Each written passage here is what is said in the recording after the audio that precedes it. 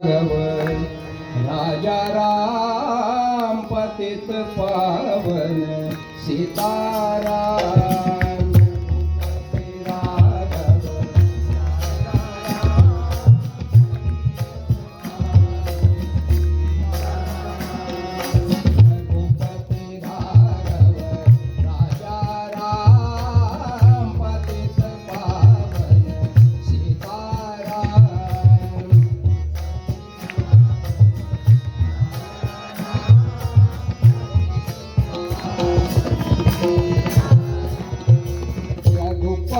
राघव राजा राम पतित पावन सीताराम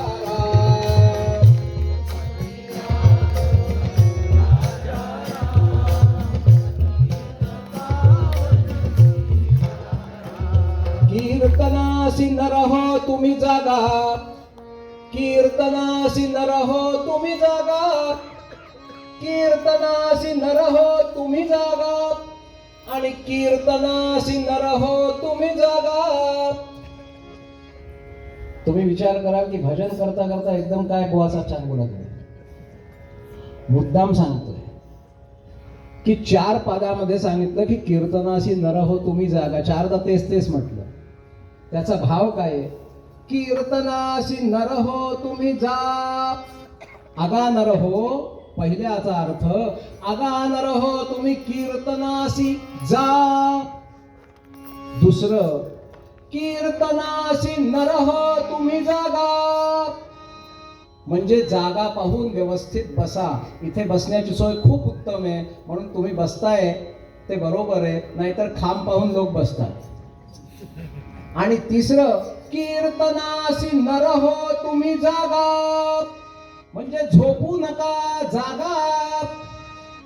आणि चौथं कीर्तनासी नर हो तुम्ही जा, नुसते जाऊ नका आणि तिथे गा. आणि गाण्याबरोबर टाळी पण वाजवा. आपलं आत्मकल्याण करायचं असेल तर हाच उपाय आहे. पोटाची एक टाळी तदुपरी दुसरी लागली ध्यान टाळी. काही निंदोनी टाळी परधन कवळी ती नवे शुद्ध टाळी. टाळी नामे उटाळी हरिपद कमळी प्रीती दे अंतकाळी.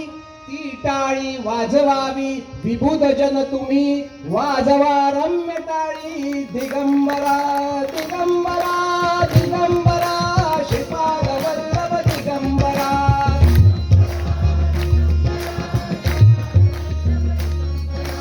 दिगंबरा दिगंबरा श्रीपाद वल्लभ दिगंबरा.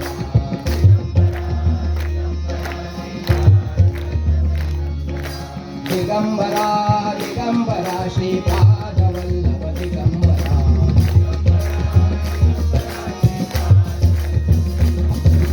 दिगंबरा दिगंबरा श्रीपाद वल्लभ दिगंबरा.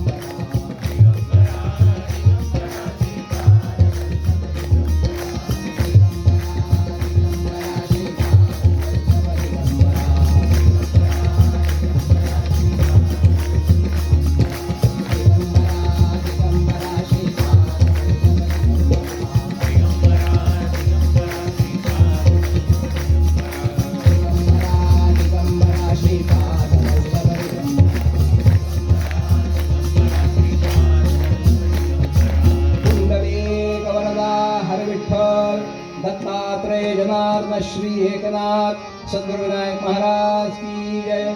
संत ज्ञानेश्वर महाराज की जय. अवधूत चिंतन श्री गुरुदेव दत्त.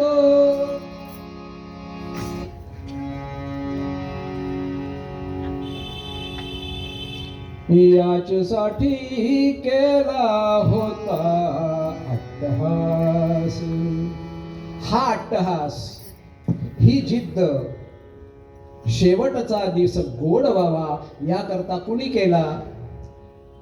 हिमाद्रीच्या पोटी वटपती शिवाराधन करी करूनी अत्युग्रा खडतर कृपा दुर्धर धरी. महागुप्ता क्षुद्रा सकळ महासिद्धी सवरी यती चांगा 14 शतक वरुषे जीवन धरी. आजची चर्चा चालली होती, म्हटलं हेच आख्यान दाबावं आज. हिमाद्रीच्या पोटी तापी आणि पयोष्णी नदीच्या संगमावर, हिमाद्रीच्या पोटी कोण? हिमाद्री म्हणजे पर्वताच्या शृंखलेमध्ये वटपती शिवाराधन करी. वटपती म्हणजे त्या गावाचं नाव जिथं चांगदेव महाराज तपस्या करत होते, त्या गावाचं नाव सुद्धा चांगदेव आहे. वटपती शिवाराधन करी करूनी अत्युग्रा खडतर कृपा दर्शन धरी. खडतर तप केलं, खडतर तपा दुर्धर जरी, आणि ते तपस्या करून महागुप्ता क्षुद्रा, गुप्त सिद्धी, क्षुद्र सिद्धी, महासिद्धी, महागुप्ता क्षुद्रा सकळ सिद्धी सवरी, असे यती चांगा 14 शतक वरुषे जीवन धरी. अशी तपस्या करून 1400 वर्ष त्यांचं जीवन राहिलं. आणि त्या तपस्येमध्ये त्यांनी कुठल्या कुठल्या सिद्धी प्राप्त केल्या? अणिमा महिमा चैव गरिमा लघिमा तथा प्राप्ति प्राकाम्यमीशित्वं वशित्वं चाष्टसिद्धयः. 8 प्रकारच्या ज्या सिद्धी आहेत त्या अणिमा, महिमा, गरिमा, लघिमा, प्राप्ती, प्राकाम्य, ईशित्व आणि वशित्व. या सिद्धीचा काय अर्थ आहे? अणिमा म्हणजे अणुप्रमाण लहान होता येतं, अशी सिद्धी जी प्राप्त होते त्याला म्हणतात अणिमा. अगदी अणुप्रमाणे दिसणार सुद्धा नाही तो जीव, तो व्यक्ती इतका लहान होता येतो. आणि दुसरी महिमा म्हणजे किती मोठा होता येतं, ती पण सिद्धी असते. अणिमा महिमा चैव गरिमा लघिमा तथा. गरिमा म्हणजे वजनामध्ये किती भारी होता येतं आणि किती हलकं होता येतं, गरिमा आणि लघिमा. आणि प्राप्ती, प्राप्ती म्हणजे जे तुम्हाला इच्छा असेल ती सगळी तुम्हाला प्राप्ती करून घेता येते. आणि प्राकाम्यमीशित्वं वशित्वं चाष्टसिद्धयः. प्राकाम्य सिद्धी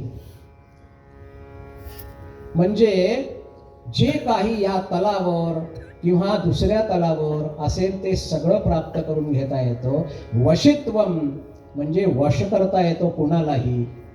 ईशित्व आणि वशित्व अशा अष्टसिद्धी प्राप्त केल्या. आणि त्याशिवाय क्षुद्रसिद्धी आणि महासिद्धी त्या कोणत्या? तर दूरदर्शन आपण पाहतो ते नाही.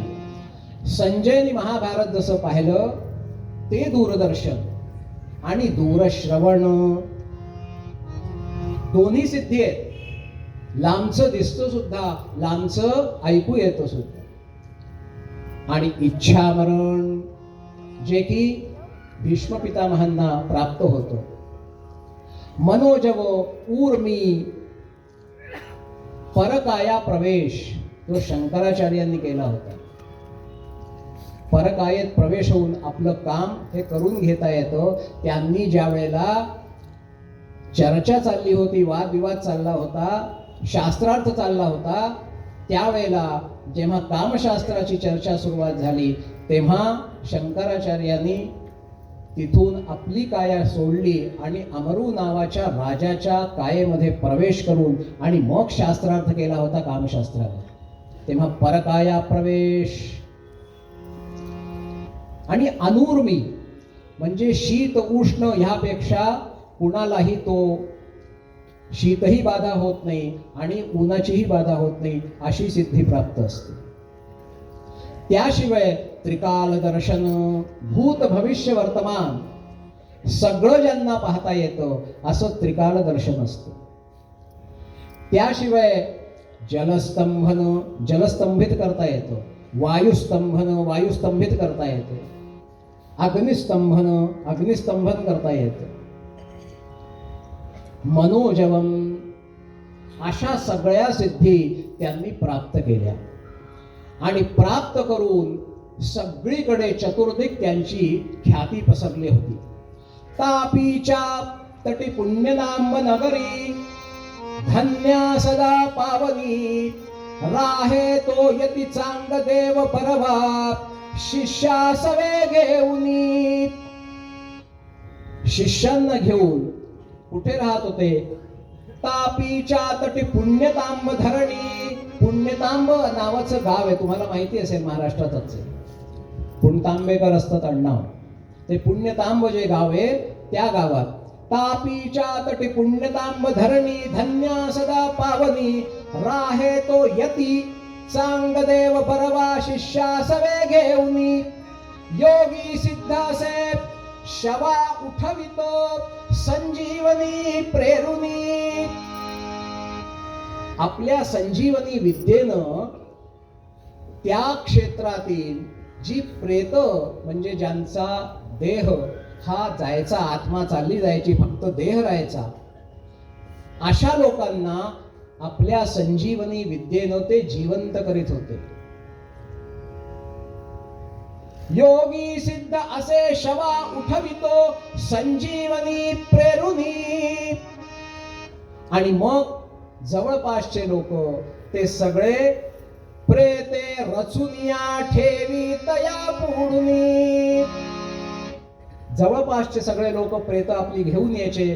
ज्या वेळेला हे तपस्येमधनं जागृत व्हायचे त्यावेळेला तिथे जे लोक मृत व्हायचे त्यांची शव घेऊन गावातले लोक यायचे आणि ह्यांच्या आश्रमात ठेवायचे. आणि ज्या वेळेला हे आपल्या आराधनेतनं आपल्या तपस्येनं जागृत व्हायचे त्यावेळेला बाहेर आल्यानंतर आपल्या कुटीतनं जेवढी शव तिथे पडली असतील त्यावर आपली संजीवनी दृष्टी पाडायची आणि ती सगळी प्रेत जागृत व्हायची, म्हणजे पुन्हा आपापल्या घरी जायची. आणि ही सुद्धा ख्याती सगळीकडे पसरली. आणि त्याच वेळे त्यांच्या आश्रमाचं भ्रमण करायला आणि तीर्थयात्रेकरता एक दिवशी बहीण बाऊते, एक दिवशी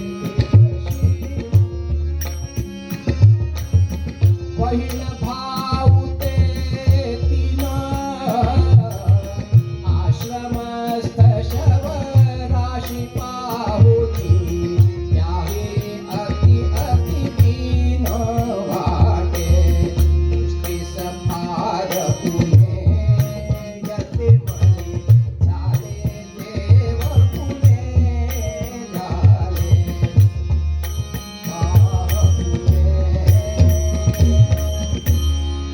एक दिवस फिरता फिरता फिरता एक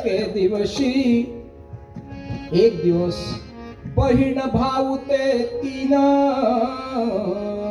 म्हणजे निवृत्तीनाथ, ज्ञानेश्वर, सोपान आणि मुक्ताबाई आश्रमस्थ शवराशी पाहुनी. त्यांना वाटलं हे काही योग्य नाही, अतिदीन हे काय नाही. शिष्यांना सगळ्यांना विचारायला लागले की ही काय पद्धत आहे की जेवढी शव येतात ती जिवंत होतात आणि इथून जातात? हो म्हणाले, आमचे गुरुजी आहेत ते आपल्या संजीवनी विद्येनं त्या सगळ्यांना जागृत करतात. असं नाही, म्हणून ही शव ठेवलेली आहेत. हो. आता ह्या चौघांनी पाहिलं आणि निवृत्तीनाथांनी महामाया जी होती मुक्ताबाई तिच्याकडे दृष्टिपात केला आणि तिला संकेत केला. ज्येष्ठ बंधूची आज्ञा घेऊन, ज्येष्ठ बंधूची आज्ञा घेऊन कन्या तीरची माया आश्रमस्थी अस्ति पाहुनी पूर्ण स्वरूप पशुपाया सारे दृष्टी समाज दिले झाली.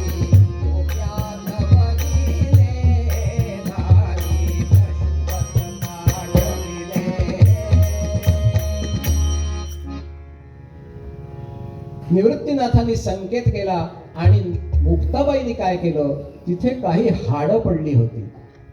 त्या हाडातलं एक हाड उचललं मुक्ताबाईंनी आणि ते हाड होतं कुत्र्याचं. आश्रमस्थ ती अस्थि घेतली आणि त्याला आपल्या मायेनं पूर्ण स्वरूप पशु झाला, तो कुत्रा झाला. श्वेत श्याम श्वान मानी मायेचा मान ठेवी मायेचा मान. तो कुत्रा झाला श्वेत आणि श्याम आणि त्याला महामायेने संकेत केला की आता तू आपलं काम कर.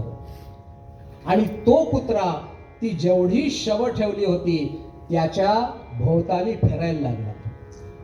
भुंकीत फिरता शवराशीच्या, भुंकीत फिरता शवराशीच्या, आवती भावती श्वान तत्वनि मंत्रे प्रेते पावती जाणो यादी श्वेत श्याम श्वान. भुंकीत फिरता शवराशीच्या अवती भवती श्वान आणि त्वध्वनी मंत्रे प्रेते उठविती तध्वनी मंत्रे. आणि ती सगळी प्रेत जी होती ती सगळी उठून उभी राहिली आणि आपापल्या घरी गेले. आणि हे चौघं निवृत्तीनाथ, ज्ञानदेव, सोपान, मुक्ताबाई आपल्या तीर्थयात्रेला पुढे निघाले. आणि पुढे निघाल्यानंतर थोड्या दिवसांनी ज्या वेळेला चांगदेव महाराज तपस्येहून जागृत झाले आणि बाहेर आले, त्यावेळेला त्यांनी पाहिलं की इथे एकही शव दिसत नाही. झालं तरी काय? शिष्यांना विचारलं त्यांनी की मी जेव्हा नेहमी जागृत होतो तेव्हा अनेक शव इथे ठेवलेले असतात, मी आपल्या संजीवनी विद्येने जागृत करतो, आता काय झालं? तेवढ्यामध्ये सगळ्या शिष्यांनी सांगितलं की 4 मुलं आली होती आणि त्या मुलांमध्ये सगळ्यात लहान जी होती एक कन्या होती, फक्त 6-6.5 वर्ष तिचं वय होतं आणि त्याच्याहून 2-2 वर्ष मोठी ही 3 भाऊ. असे 4 आले आणि त्यांनी एक हाड उचललं, त्याचा कुत्रा केला आणि कुत्रा त्या शवांच्या 4ही बाजूला भुंकत फिरत होता आणि भुंकता भुंकता वेदध्वनी जसा जागृत होतो तसा वेदध्वनीसारखे हे सगळे उठून उभे राहिले आणि आपापल्या घरी गेले. एवढा ऐकल्याबरोबर चांगदेव महाराज चाटच राहिले की मी एवढी तपस्या करून आणि जी सिद्धी प्राप्त केली संजीवनी विद्या, ती विद्या एवढ्या लहान मुलांना कशी प्राप्त झाली आणि ती सुद्धा एका कुत्र्या करून करवली. ते विद्वान तर होतेच, तपस्वी होतेच, सिद्ध होतेच. त्यांना कळलं सूचना की मला असा संकेत दिलाय त्यांनी की तुमची जी सिद्धी आहे ही कुत्र्याप्रमाणे, ही सिद्धी काही बरोबर नाही. पण एवढंच समजून ते गप्प बसले नाही. त्यांनी विचार केला की आता हा शोध केला पाहिजे की हे होते कोण मुलं, आणि ही सिद्धी जी प्राप्त केली होती त्या सिद्धीच्या बळावर ते परत आसनस्थ झाले आणि साधनेमध्ये पाहायला लागले की होते कोण, होते कोण कठे कसे राहू. साधनेमध्ये त्यांना दिसलं की 3 बाळ आले होते आणि एक 4थी ही कन्या होती. शोध गे योगी राहू कळे कोण ती आहे ती आळंदी. आळंदीमधून हे आले होते 4. आता असं करू, आपण प्रत्यक्षच तिथे जाऊ आणि प्रत्यक्ष पाहू की हे कोण होते. असा विचार केला आणि थोड्याच वेळात त्यांना असा मनात आलं की एकदम जाणं ठीक नाही. असं करू, आपण इतके मोठे तपस्वी आहे, एक पत्र लिहू त्यांना आणि म्हणून ह्यांनी कागद घेतला, पत्र लिहायला सुरुवात करणार. तेवढ्यात ह्यांच्या मनात आलं की लिहू काय मी, नमस्कार लिहू का आशीर्वाद लिहू. चिरंजीव मी तीर्थरूपी हि मीच, कृताने गती वंदने हि मलाच. कुणा का वधू मी फुका आणि साच, करावी तरीक्षा कळे कोण काच. तीर्थरूप लिहावं तर ही अगदी लहान बाळ आहेत. बर चिरंजीव लिहावं तर यांची योग्यता फार मोठी आहे. मग त्यांच्या दृष्टीने चिरंजीव मी तीर्थरूपी हि मीच. मग नमस्कार लिहावा का आशीर्वाद लिहावा. कृताने गती वंदने ही मलाच. कुणा का वधू फुका आणि साच. ते खरेत का फुका, फुका आणि साच. म्हणून करावी परीक्षा कळे कोण काच. काच आहे की हिरा आहे याचा शोध केला पाहिजे, परीक्षा केली पाहिजे असा विचार केला. आणि करण्यात दा परीक्षा,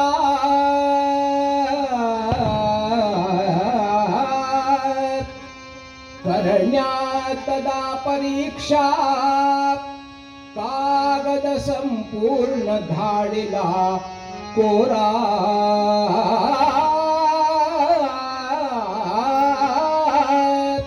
करण्यात दा परीक्षा, कागद संपूर्ण धाडिला कोरा.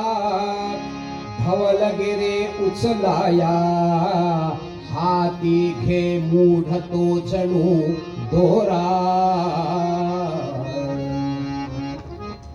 त्या कागदावर काही लिहिलं नाही.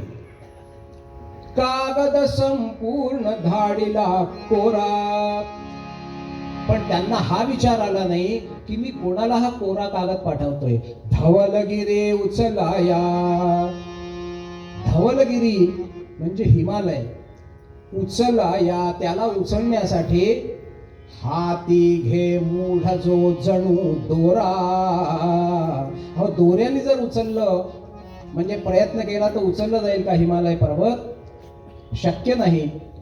पण तरी सुद्धा यांनी तो कोरा कागद घेतला आणि आपल्या सेवकांकडून पाठवला. तिथे तो कागद पोचला. निवृत्तीनाथांनी ते पत्र पाहिलं, कोरा कागद, आणि मुक्ताबाई खदा खदा हसायला लागली. तेव्हा निवृत्तीनाथ विचारतात, का ग मुक्ते हसतेस का? अरे म्हणे दादा, ज्यांना पत्र पाठवलंय त्याचं जीवन कोरा कागज कोरा ही रह गया.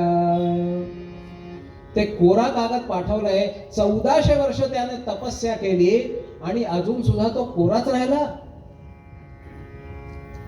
आणि मग निवृत्तीनाथांनी ज्ञानदेवाला तो कोरा कागद दिला आणि आज्ञा केली.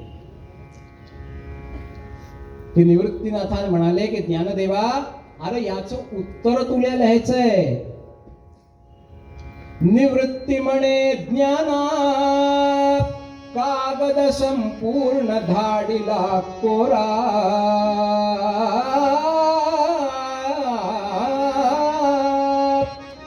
आता तू याचं उत्तर दे त्यांना लिहून. आता गुरुची आज्ञा झाली. आज्ञा म्हणून लिहिली, आज्ञा म्हणून लिहिली, 65 योग्य ती बहु माना. त्या कोऱ्या कागदाचं उत्तर 65 ओव्यांमध्ये दिलंय. ओवी हा छंद आहे, आपल्या सगळ्यांना माहिती आहे.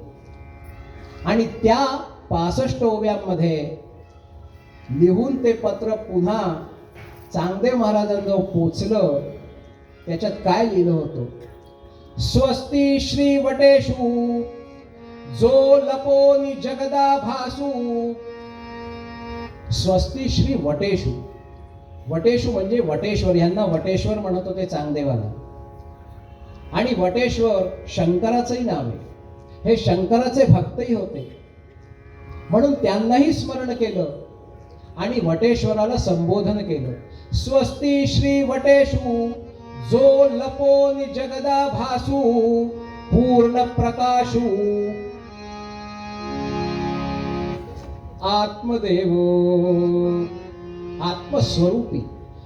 आणि मध्ये 63 आणि लिहिल्या 65वी जी ओवी लिहिली, निजे परोते निदे जाणे जागृती गिळोनी जागणे केले तैसे गुंफणे ज्ञान देवो म्हणे. अर्थ फार गूढ आहे. मराठी जरी असलं त्यावेळेचं मराठी आपण वाचलं तर वाचल्या क्षणी आपल्याला कळत नाही, त्याच्यामध्ये विचार करावा लागतो. तेव्हा काय लिहिलं होतं या निदे परोते निजे जाणे. निदे म्हणजे निद्रा, निद्रेच्या परोते निद्रेच्या पलीकडे जाऊन निदे जाणे.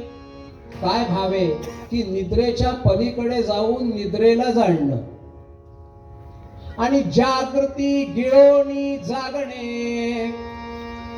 जागृती गिळून जायची म्हणजे जागृतीच्या पलीकडे जाऊन जागायचं. किती गूढार्थ आहे.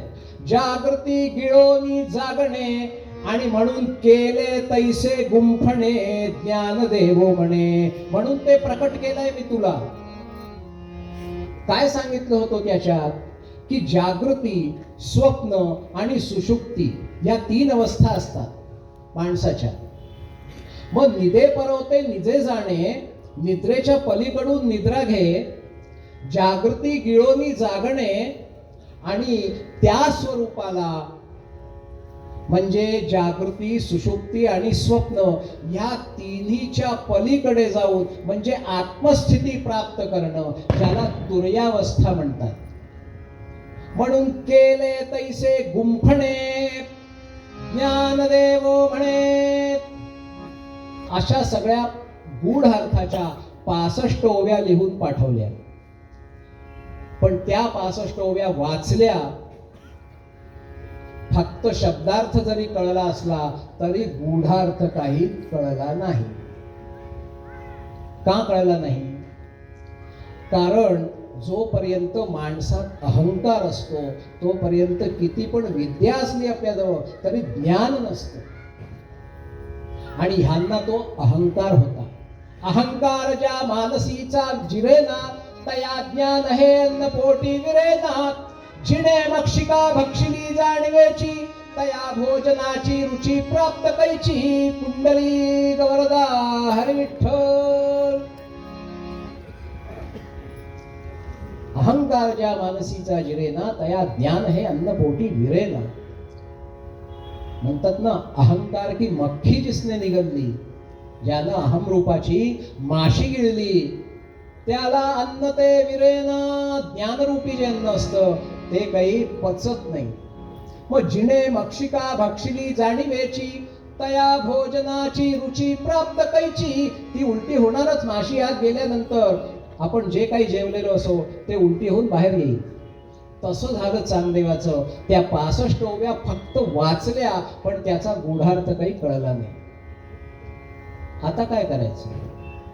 कारण पत्र पाठवण्याचा विचार केला, पत्र पाठवलं, उत्तरही आलं, पण माझं काही समाधान झालं नाही की हे 4 मुलं जी आली होती त्यांनी जो मला संदेश दिला की तुमची विद्या ही कुत्र्याप्रमाणे, पण अजून गळला नव्हता अहंकार.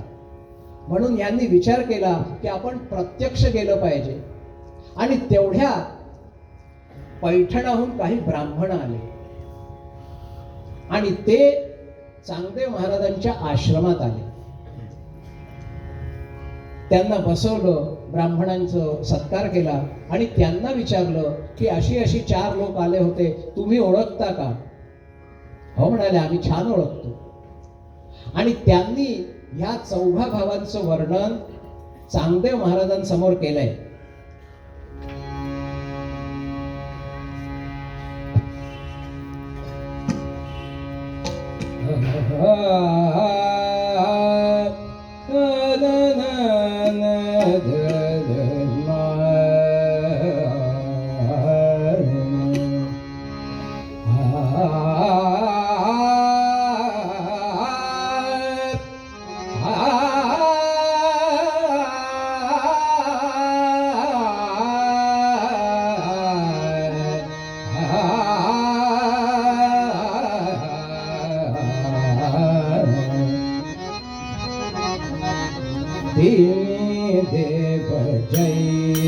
जैसे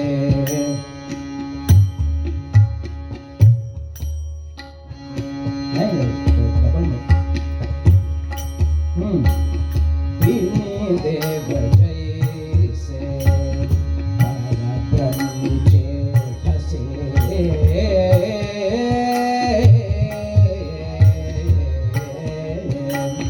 दीनी देव जैसे पराक्रमीचे ठसे जगी जैस सूर्य प्रकाशले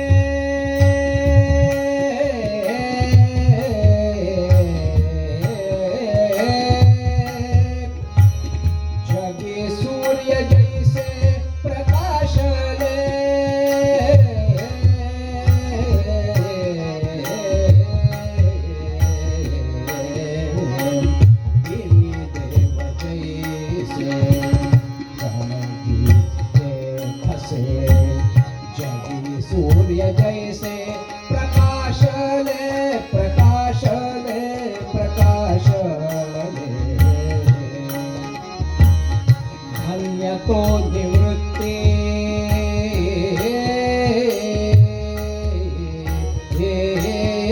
धन्य तो निवृत्ती धन्य तो सोपान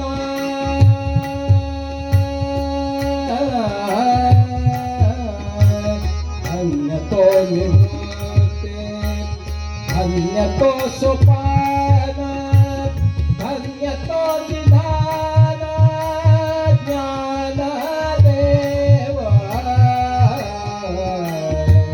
धन्य तो निधान ज्ञान देव ज्ञान देव ज्ञान देव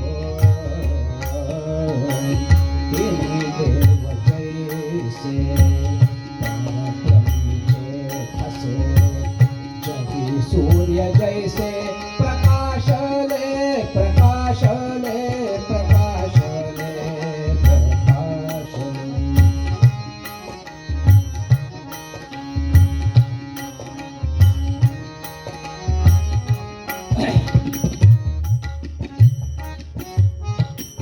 पैठणी प्रत्यक्ष पैठणी प्रत्यक्ष वार्ता बेली बेली पैठणी प्रत्यक्ष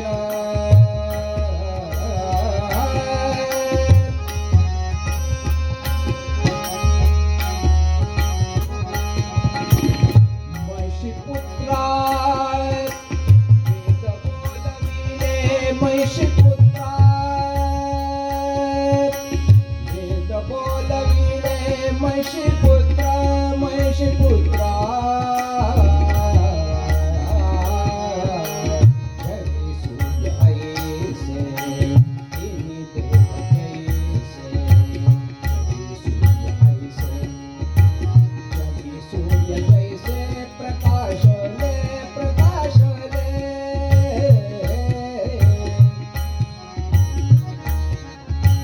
संस्कृताची गाठी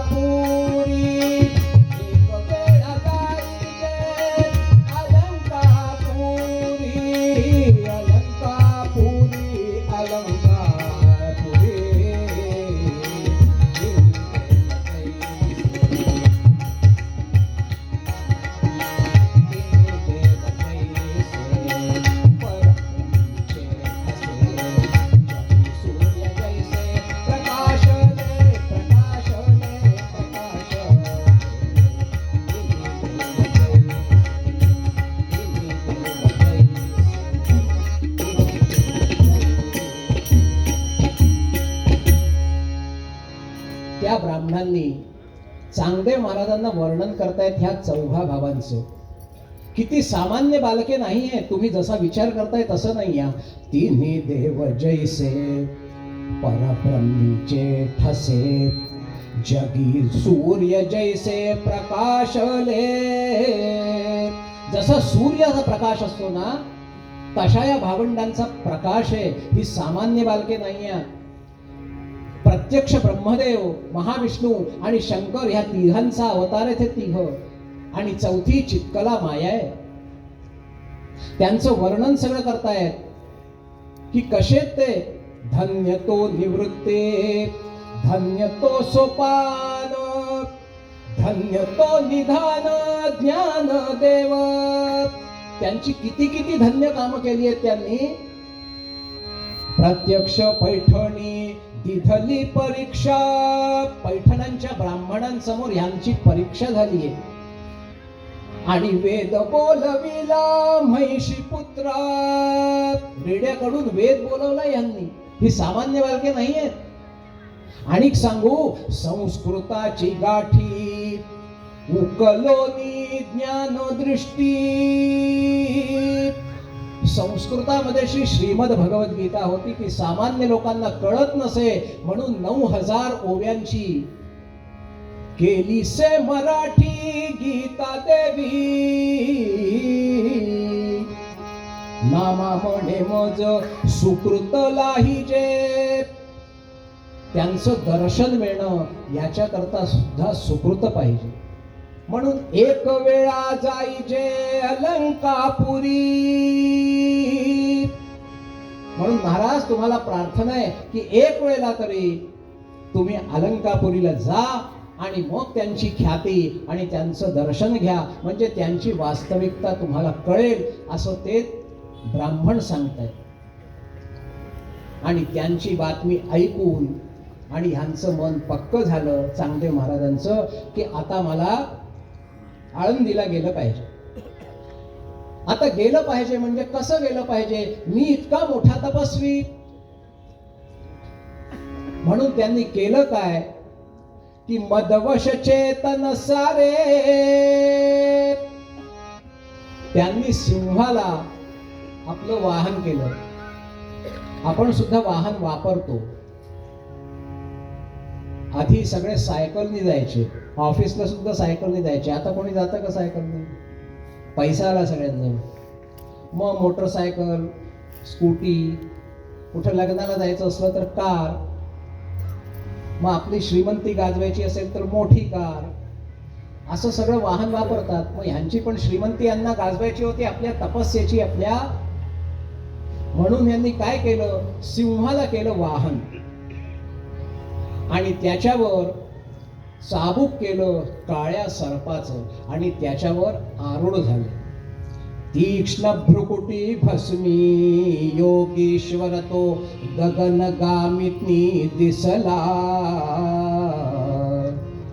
आणि आकाश मार्गानं ते सिंहावर आरूढ होऊन तो चाबूक घेऊन आणि तीक्ष्ण भ्रुकुटी भस्मी, शंकराचे सेवक होते, भस्म लावलं आणि ते सिंहावर आरूढ होऊन जेव्हा अलंकापुरीला आले आळंदीला, त्यावेळेला निवृत्तीज्ञान नाथ, सोपान, ज्ञानदेव आणि मुक्ताबाई गावामध्ये एका ओट्यावर बसलेले होते, भिंतीवर बसलेले होते. तो ओटा होता आणि निवृत्तीनाथांना आकाशात पाहिलं की येतायत हे आणि ज्ञानदेवाला सांगितलं, ज्ञाना मदवश चेतन सारे दावित हा काय दाखवतोय तुम्हाला की मदवश चेतन सारे, सगळे चेतन प्राणी जे आहेत ते माझ्या वशात आहे. म्हणून तू आता काय कर, जड तत्वाला जागृत कर आणि मग त्यांना दाखव, त्यांचं स्वागत करायला चल. जडवश चेतन करुणी स्वागत ठेवी योग्य मानारे, असं ज्ञानेश्वराला सांगितलं की आता आपल्याला स्वागत करायला चाललं पाहिजे. ते आलेलेत आपल्याकडे. निवृत्तीनाथाचा आदेश झाला आणि ह्यांनी काय केलं, ज्या ओट्यावर बसले होते त्या भिंतीला, त्या ओट्याला प्रार्थना केली. बाई गे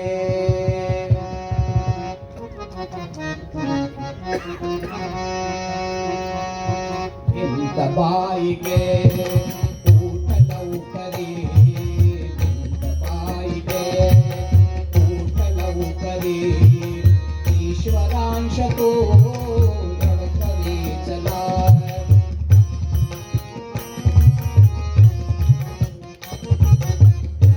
बाई गे उठ लवकरी ईश्वरांश तो करुणी लवकरी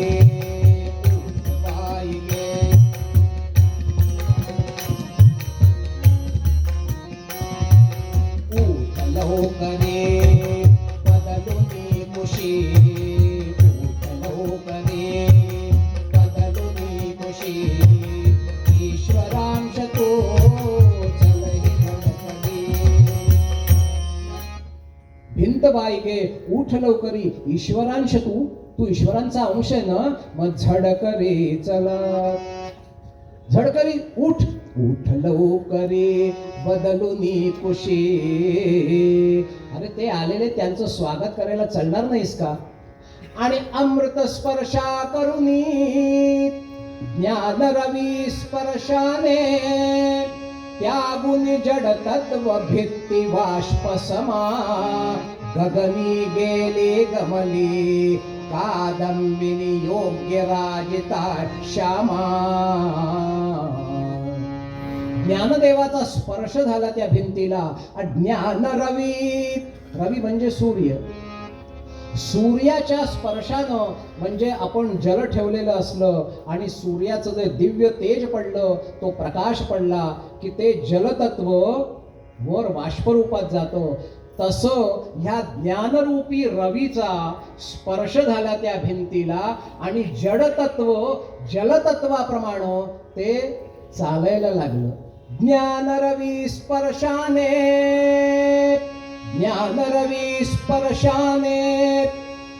त्यागुनी जड तत्व भित्ती बाष्प समा आणि त्यावर चौघे बसलेले ते कसे दिसत होते गगनी गेली गमली कादंबिनी योग्य राजिता श्यामा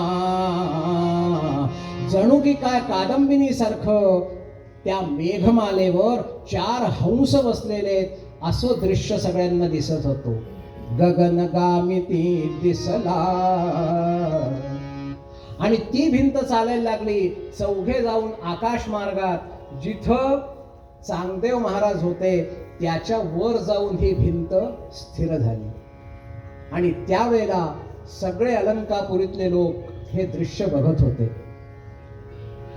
आणि ज्या वेळेला यांनी पाहिलं चांगदेव महाराजांनी की आपल्या वर हे आलेत आणि त्यांना कळलं की मी हे जे निर्जीव वस्तूला सजीव वस्तूला घेऊन आलो होतो त्याचं उत्तर यांनी दिलंय हे जडतत्वाला चेतन करून घेऊन आलेत मदवश चेतन सारे मी दाखवलं यांना की सगळे चेतन माझ्या वशात आहेत तेव्हा खरोखर ह्यांची योग्यता फार मोठी आहे हे ईश्वरांशच आहे असा त्यांना विश्वास झाला आणि त्यांचा अहंकार जो होता तो गळाला तिथे आणि त्यांना काय दिसायला लागलं की ते चौघे जिथे बसलेले आहेत तिथे ज्ञानेश्वर महाराजांच्या जागी चांगदेव बसलेत आणि ज्ञानेश्वर महाराज ह्या सिंहावर बसलेत असं दृश्य त्यांना दिसायला लागलं आणि होता होता होता होता त्यांच्या डोळ्यातनं अश्रू निघायला लागले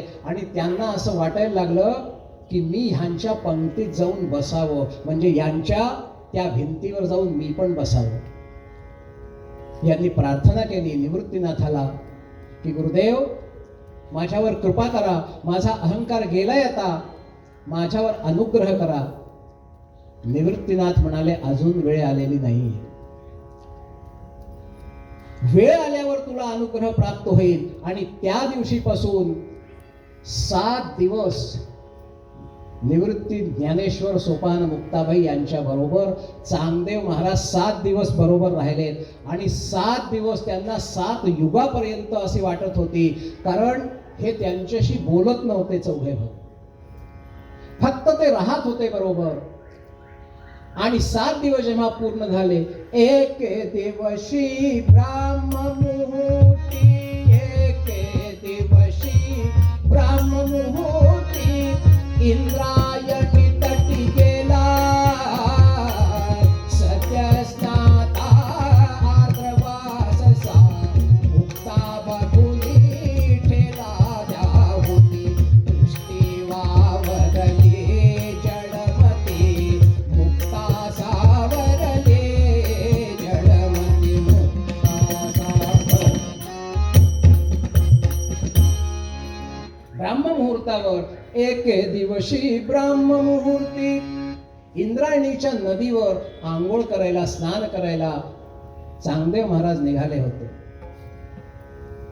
ब्राह्ममुहूर्ती इंद्रायणी तटी गेला आणि आंघोळ करून जसेच वर आले आणि तेवढ्यात काय दिसलं, सद्यस्नाता आर्द्रवाससा मुक्ताबाई त्या इंद्रायणीमधून स्नान करून ओल्या वस्त्रानं वर येत होती आणि तिला पाहिलं, आर्द्रवाससा मुक्ता भरुनी ठेला, स्तंभित दृष्टी वावरली. आणि एक क्षणाकरता कामवासना चांगदेवाच्या मनात जागृत झाली आणि एकदम ते स्तंभित झाले, स्तंभित वृत्ती वावरली. आणि तेवढ्यात मुक्तेचंही लक्ष गेलं. सद्यस्नाता योषित देहा, सद्यस्नाता योषित देहा पाहुनी चांग गडबडला, परिमनी येऊनी पापची हर हर ऐसे मनात बडबडला. योगी तर होतेच, एका क्षणात लगेच जागृत झाले की हे पाप माझ्या मनात कसं आलं, आणि हर हर हर हर हर हर माझ्याकडनं पाप झालं असं म्हटलं. आणि तेवढ्यात मुक्ताबाई म्हणाली, चांगल्या 1400 वर्ष जगलास, अजून स्त्री आणि पुरुष याच्यातला भेद गेला नाही, तव अजूनही भेद गेला नाही, दृष्टीतून मावळला. तुझ्यातला अजून भेद गेला नाही. तेव्हा चांगदेव महाराज मुक्ताबाईच्या पायावर डोकं ठेवलं आणि म्हणाले, मुक्ताबाई क्षमा करा मला, मी खरोखर 1400 वर्ष जगलो पण काही शिकलो नाही. आता मला उपदेश करा. निवृत्तीनाथांनी आधीच सांगितलं होतं की ज्या वेळेला वेळ होईल त्यावेळेला उपदेश मिळेल. उपदेश क्षण आला, मुक्ता मुख निर्गता मृते न्हाला.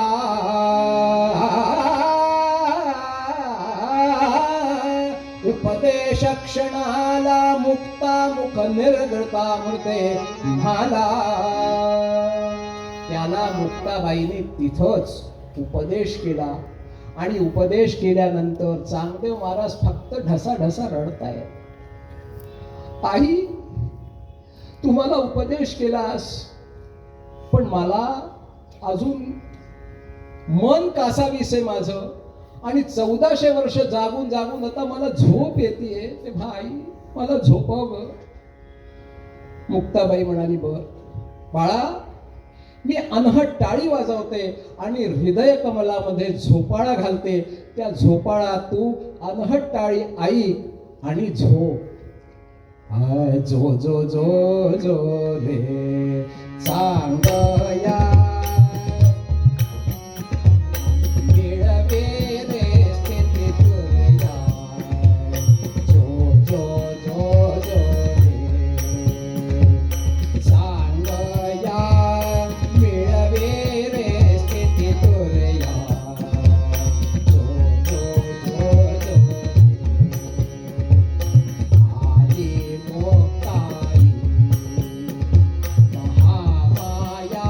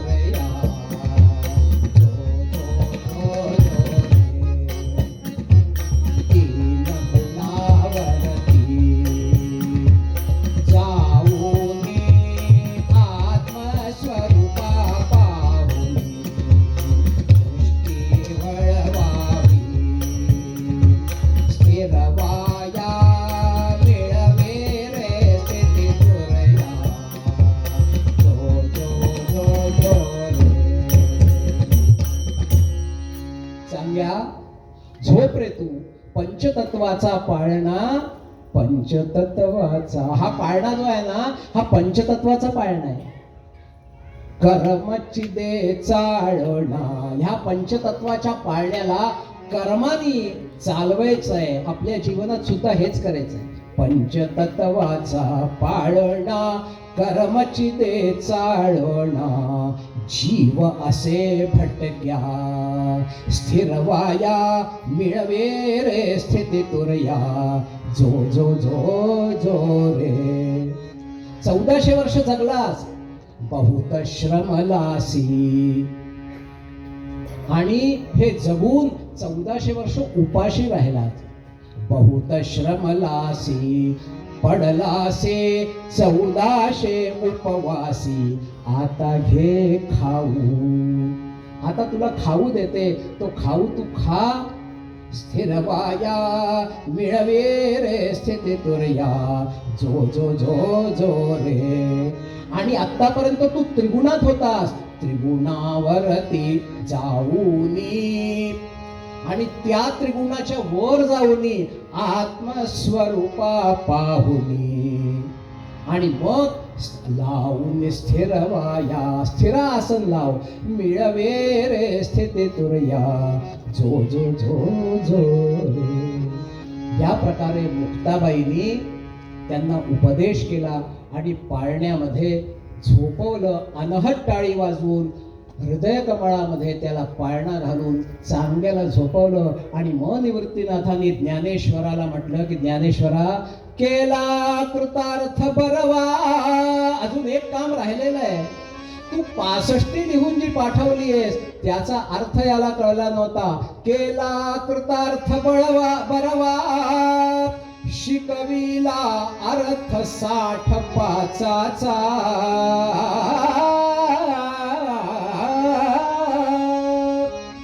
ज्ञानेश्वरा, त्या 65चा अर्थ याला कळाव. आणि मग ज्ञानेश्वर महाराजांनी ती 65 चांगदेव महाराजांना समजावून सांगितली. आणि ती समजल्यानंतर समोर बसलेत निवृत्तीनाथ, ज्ञानदेव, सोपान आणि मुक्ताबाई. मुक्ताबाईला नमस्कार केला, निवृत्तीनाथाला नमस्कार केला, त्या चौघा भावांना नमस्कार केला. आणि एकच त्यांना प्रार्थना केली की 1400 वर्ष मी जगलो कशासाठी? याच्यासाठी केला होता अट्टहास.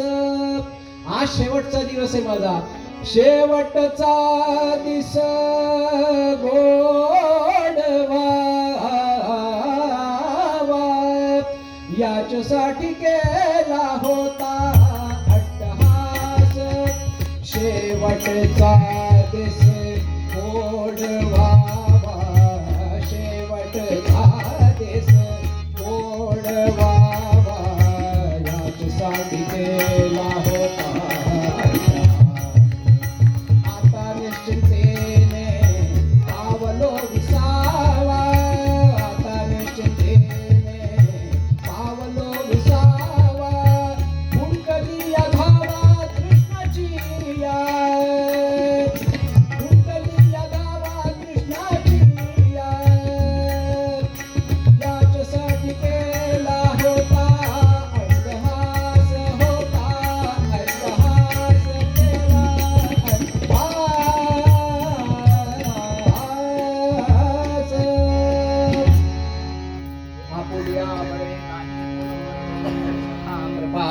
वाचा त्याची शाळुंकी ते कैसे भोले मंजूरवाणी. रे गडाची गायनापामध्ये बोलावे उत्तरे, परित्या विश्वंभरे बोलवी. तुका म्हणे त्याची कोण जाणे कळा, चालविता पुरभायावरी. सुख करता दुखहर्ता वार्ता विघ्नाची,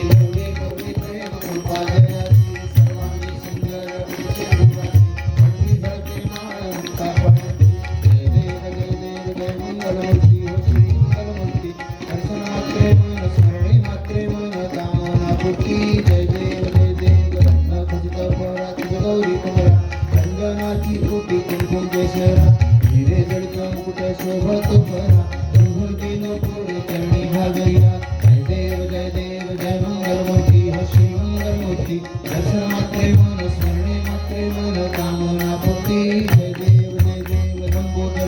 सुंदर सुंदर मंगल सरळ सुंदर वक्र खंडत्रिनयना आश्रमाचा वाटा हे सदना संकटी पावावे निर्माणी रक्षावे सुंदर वंदना जय देव जय देव जय मंगलमूर्ती श्री मंगलमूर्ती दर्शन मात्रे मन स्मरणे मात्रे मन कामना पूर्ती जय देव जय देव त्रिगुणात्मक त्रयमूर्ती दत्त हा जाणा त्रिगुणी अवतार त्रैलोक्यरा ती शब्द नये अनुमाना सर्व मंगल योगी साधे ध्यान जय देव जय श्री गुरुदत्ता आरती ओवाळीता हरणी भौतिका जय देव सुभाय अभ्यंतरी तुरे प्रदत्त सौभाग्यासी कैसी कळेलही मात बळाही बरकरी ते कैसा आहे जन्म मरणाचा पूर्णासे अंत जय देव दक्ष येऊन या उभा टाकला सद्भावे साठांगे परिपात केला प्रसन्न होऊन आशीर्वाद दिला जन्म मरणाचा फेरा चुकविला जय देव दत्त दत्त ऐसे लागले ध्यान भैरवपणे मन झाले उन्मन त्रिपुराची झाली गोड एका जन्मात श्री दत्त ध्यान जय देव जय श्री गुरुदत्ता आरती ओवाळीता हरली भौतिका जय देव आणि नववंदे आनंद पूजन भावे ओवाळी त्वमेव माता पिता त्वमेव बंधु त्वमेव विद्याधर त्वमेव सर्वं त्वमेव देव कायेन वाचा मनसेन्द्रिय स्वभाव करोमि यद्यत् सकलं परस्मै नारायणाय समर्पयामि अच्युतं केशवं रामनारायणं कृष्णदामोदरं वासुदेवं श्रीधरं माधवं गोपिकावतं जानकी नायकं रामचन्द्रं हरे राम राम हरे कृष्ण कृष्ण कृष्ण हरे हरे राम राम हरे कृष्ण कृष्ण हरे कुंतली वरदा हरे विठ्ठल दत्तात्रेय श्री एकनाथ सद्गुरुनायक महाराज की जय संत ज्ञानेश्वर महाराज की जय सद्गुरु समर्थ विष्णुदास महाराज की जय छत्रपति शिवाजी महाराज की जय अवधूत चिंतन श्री गुरुदेव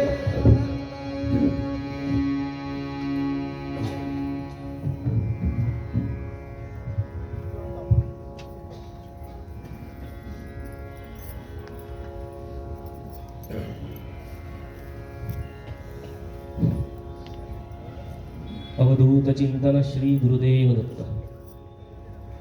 याचसाठी केला होता अट्टहास. आज बुवांनी जो अभंग घेतला आणि जो तरंगात त्यांनी आपल्याला जी कथा सांगितली त्यातून जे घेण्यासारखा बोध आहे तो असा की आयुष्याचा खरा अर्थ हा साधनेत आहे.